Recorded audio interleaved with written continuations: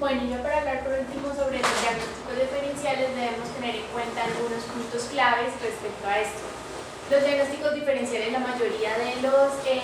profesionales de la salud tendemos a pensar en la enfermedad diarreica en un diagnóstico diferencial cuando ésta se hace persistente. Sin embargo, es tener en cuenta que desde el inicio tenemos que pensar en esos síntomas, en esa historia clínica, en esos factores de riesgo del paciente, que nos puede orientar a pensar en otro diagnóstico que esté iniciando como una enfermedad diarreica aguda. Entre los diagnósticos más relacionados con la enfermedad diarreica aguda tenemos la gastroenteritis infecciosa, principalmente de origen viral, que representa la mayoría de los episodios, de más de 1.5 millones de visitas ambulatorias por esta causa y hasta 200.000 hospitalizaciones en un año. Y tener en cuenta que las deposiciones acuosas frecuentes pueden ser la manifestación inicial de un amplio espectro de otros trastornos, tanto agudos como crónicos, y debemos tenerlo en cuenta desde la intervención del paciente en el episodio agudo.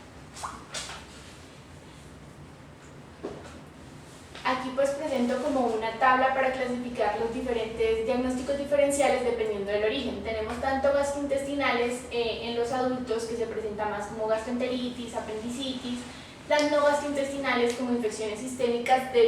puede ser inmunosuprimidas como VIH o dengue, de causas inflamatorias como ya lo habíamos mencionado antes, colitis ulcerativa, enfermedad de Crohn, síndromes también malabsorbivos como la enfermedad celíaca, y misceláneas, que son ya como otros distintos tipos de patologías que se pueden asociar a la enfermedad diarreica.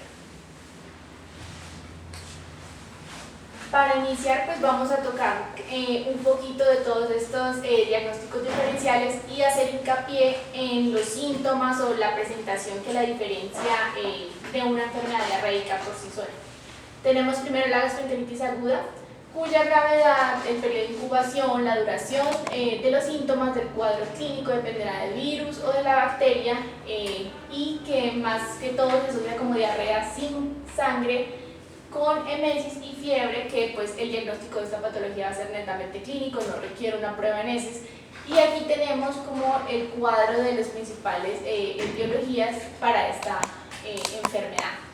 También entre las causas gastrointestinales tenemos la apendicitis, que como ya lo sabemos es un cuadro que inicia con un dolor generalizado abdominal, periumbilical, que migra fosiliaca derecha, que se acompaña de otros síntomas característicos como la defensa abdominal, el signo de rebote, y que la diarrea en estos casos de apendicitis se relaciona con la irritación del colon por el apéndice inflamado. En este caso las deposiciones son de poco volumen y pueden ser más que todo como de las causas de infecciones sistémicas tenemos la VIH en pacientes pues como una causa de inmunosupresión, y en estos casos de VIH tenemos algo al inicio de esta enfermedad como síndrome retroviral agudo, que se puede presentar con estos síntomas que tenemos acá en el cuadro, en que los que se caracteriza la diarrea, como pues acá lo podemos ver, acompañado pues de otras manifestaciones que nos hacen pensar en esta enfermedad, como la fiebre, la fatiga, mialgias, rash, dolores de cabeza, adenopatías, artralgias, etc. La duración ya pues de estos síntomas que se nos haga prolongada, la presencia también de úlceras mucocutáneas, pues nos sugieren el diagnóstico de esta enfermedad. Además tenemos como causa infecciosa el dengue, sobre todo en la primera fase, que es la fase febril, que se acompaña pues de temperaturas altas, cefalea, emesis, mialgias, artralgias, algunos casos erupciones maculares. Adicionalmente también puede cursar con síntomas tanto gastrointestinales como respiratorios. Entre gastrointestinales la diarrea, también náuseas, vómitos y dolor abdominal. De causas inflamatorias tenemos primero la enfermedad de Crohn, que es una enfermedad autoinmune que puede afectar todo el tracto gastrointestinal, cuyos síntomas van a depender de la localización y de la severidad de la inflamación de este sistema. Como síntomas predominantes en esta enfermedad tenemos la diarrea, un dolor abdominal que la mayoría de los casos refiere que es de localización derecha, fiebre y afectación perianal que podemos ver con fístulas. Esto más que todo en pacientes de la segunda, tercera década de edad. Y también tenemos la colitis ulcerativa, que se va a presentar como una diarrea con o sin sangre, que son frecuentes, de pequeño volumen, puede ir precedida de un episodio, se le pregunta al paciente, de hemorragia rectal, hace semanas o hace meses. El dolor abdominal es un tipo cólico, urgencia y acompañado de tenesmo e incontinencia. y pues la gravedad va a depender desde leve hasta grave, leve hasta menos de 4 deposiciones diarreicas al día, grave ya más de 10 deposiciones hasta con calambres intensos y un sangrado que es continuo. De las causas como el síndrome de malabsorción, tenemos la enfermedad celíaca, que normalmente nos hace pensar en esta patología en pacientes que tengan factores de riesgo, como los que vemos aquí en la tabla, que tengan pues, antecedentes familiares u otros tipos de deficiencias enzimáticas, y el cuadro más que todo es una diarrea que se vuelve persistente, hinchazón, distensión abdominal, pérdida de peso, vómitos, cefalea, fatiga, artralgias, y el único diagnóstico que hacemos de esta enfermedad va a ser principalmente con el test de anticuerpos IgA contra la transglutaminasa tisular. Ya por último, como causas misceláneas de la enfermedad diarreica,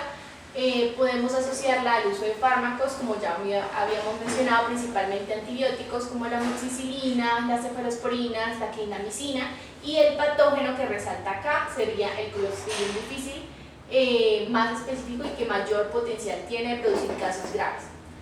También tenemos los tóxicos, ya sea enfermedad por toxinas, alimentos, plantas, hasta una intoxicación por órganos fosforados o carbamatos, que puede cursar también con diarrea. Y tenemos también la colitis pseudomembranosa, que es una infección también por Clostridium difficile principalmente, que me da un espectro clínico muy ampliado, que puede ir desde el portador asintomático hasta ya una colitis con diarrea, dolor abdominal, fiebre alta, y cuyo diagnóstico pues sería la colonoscopia a la visualización de pseudomembranas como signo patognomónico de la enfermedad, placas sobreelevadas, etc. Y el síndrome de colon irritable, que también es muy frecuente, que es más que todo un dolor abdominal con calambres que se exacerban en diferentes periodos relacionados tanto con defecación como la ingesta de comidas. Exacerbados por el estrés, acompañado de aumento de gases, sensación de plenitud del paciente y que se puede alternar en ciertos periodos con constipación y diarrea.